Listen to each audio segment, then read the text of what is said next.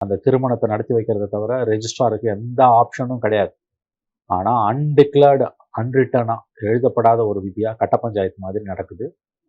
பண்ண மாட்டேன்றாங்க, தீர்த்து சொல்லிடுறாங்க, டாக்குமெண்ட்ஸ் வாங்க மாட்டேன்றாங்க. எதுவுமே பண்ண மாட்டேன். டைமிங் வந்து பாத்தீங்கன்னா லாக் பண்ண பண்ணிடுறாங்க. மாட்டேன்றான். அது இல்லாம இன்னொன்னு என்ன பண்ணுவானுங்க, தகவலையும் அங்க எட்ட விட்டுருவானுங்க. இதை மீறி போலீஸுக்கு போனா போலீஸ் வந்து அங்க ஸ்டேஷன்ல வேற விளையாட்டு விளையாடுவாங்க எல்லாருமே. அதாவது இதுல கொடுமை என்னன்னா, கூட்டு போய் கன்வின்ஸ் பண்றாங்க. போலீஸ் வந்து சைக்காலஜிக்கலா வந்து காதல் திருமணங்களுக்கு எதிராக கன்வின்ஸ் பண்றது. அதாவது வந்து உங்க அப்பா அம்மா சொல்றவங்கள தான் நீ கல்யாணம் பண்ணிக்கணும். இது போலீஸோட வேலை கிடையாது.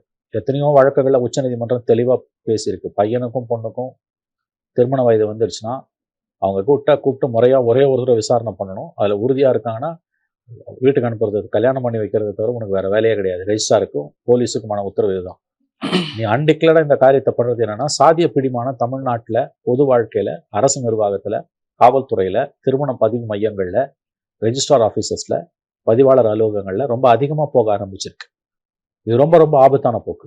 இப்ப நீங்க பாத்தீங்கன்னா காதல் திருமணங்களுக்கு எதிராக வந்து கட்டமைப்பு ரீதியா வந்து எல்லா ஜாதிகாரனும் ஒண்ணு சேர்ந்துடுறான்.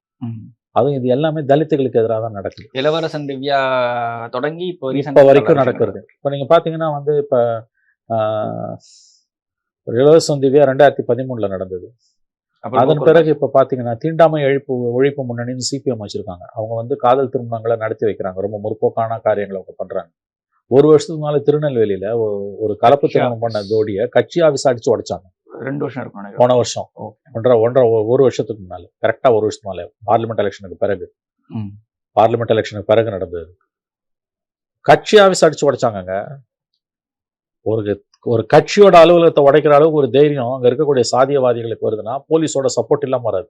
அதுவும் ஆளுங்கட்சி கூட்டணி கட்சியா இருக்கிற ஒரு கட்சியோட அலுவலகத்தை திமுகவோட கூட்டணி கட்சி அலுவலகத்தை உடைக்கிற அளவுக்கு அங்க இருக்கக்கூடிய சமூக விரோதிகளுக்கு, சாதியவாதிகளுக்கு, சாதிய சக்திகளுக்கு தைரியம் வருதுன்னா அப்ப காவல்துறை எந்த அளவுக்கு கட்டமைப்பு ரீதியா உதவிகரமா இருக்கு. காவல்துறை பல இடங்களுக்கு இதுக்கு துணை